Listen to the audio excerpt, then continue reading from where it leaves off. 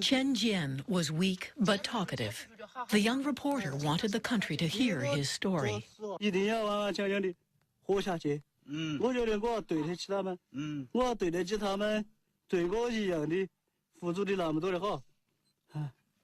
我希望你们大家也一样。不要在任何的困难面前被吓到。讲个好日。别讲话了。当他说他想通过电话给自己的老婆报报平安，我们马上把电话切回直播间。这辈子呢，我没抱太大的希望，只让我们两个人和和睦睦的过一辈。觉得他就是中国男人的一个典型吧，一个特别坚强的一个汉子。But time was running out for Chen Jian. And for Li Yue. Her leg was pinned under a steel beam. Rescuers couldn't budge it, and they couldn't get to the children trapped beneath her. 就是想救出来就必须截肢嘛，不然救不出来。求他们呀，不要，就有了腿，还是截了，后面头也出来了。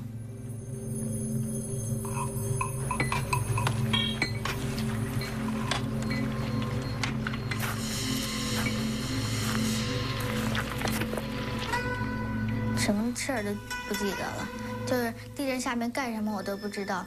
然后比如说，怎么救的呀？然后有哪些人救的我都忘记。Li Yue's life had been saved, but at a terrible cost.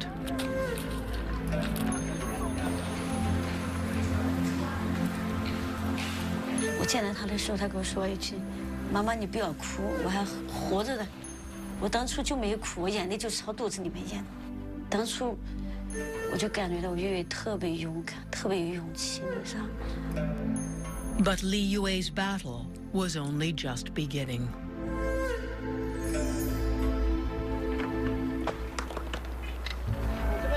After almost 80 hours, rescuers have still not freed Chen Jian. Pain and exhaustion are taking their toll. Then,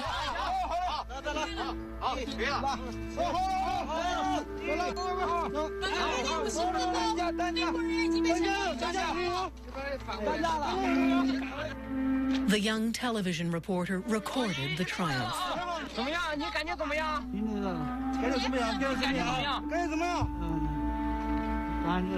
我们已经跟随这些战士们准备把这个伤者运送下山。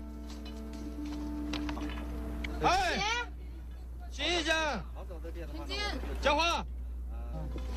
哎，等着见啊！我往哪面抬？底下。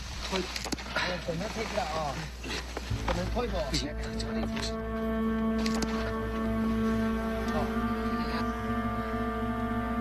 都坚持到最后了，你傻子啊？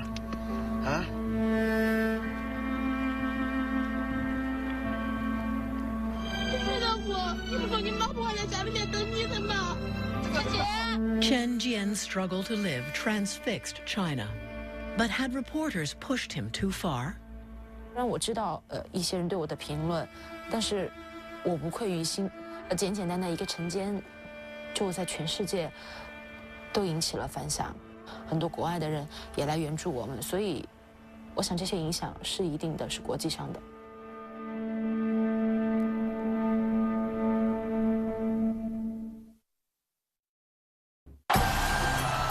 2008 was supposed to be a year to celebrate the new China, capped by the ultimate national coming out party, the Beijing Olympics. Then, in March, violent protests erupted in Tibet. The Chinese government's response was swift and effective, but it brought criticism from Western governments and media and trouble for the Olympic torch.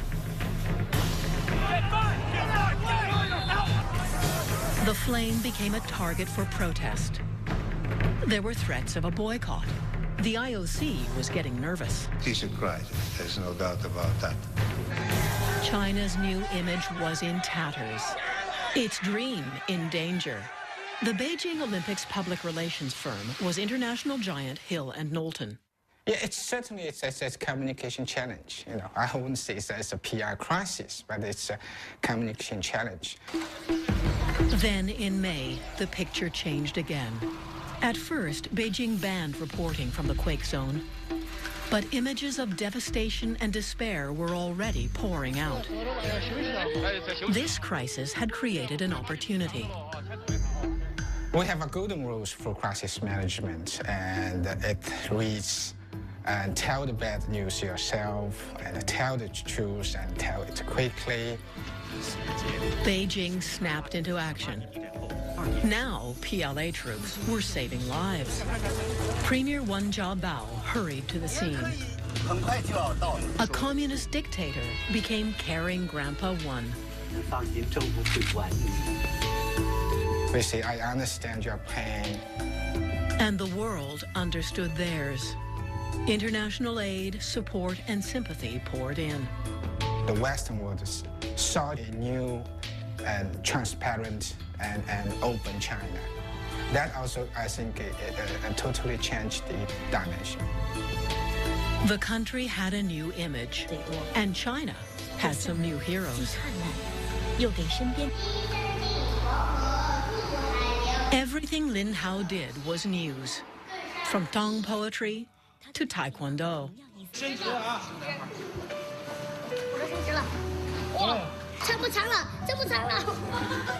His father couldn't understand the fuss. 我认为他还生小林啊，还是一个学生嘛。Not anymore. Lin Hao was embraced by a country hungry for heroes in the midst of so much pain. 这就是9岁的阳光小孩林浩。你上电视和菊萍姐姐上电视有什么不一样吗？我不知道。真的不知道啊？真的。因为你是小英雄啊！听听大家热烈的掌声。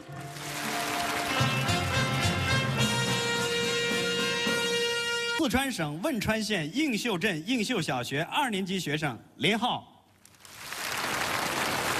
At the end of June, Lin Hao was honored for his bravery during a televised award extravaganza. 请登上英雄领奖台。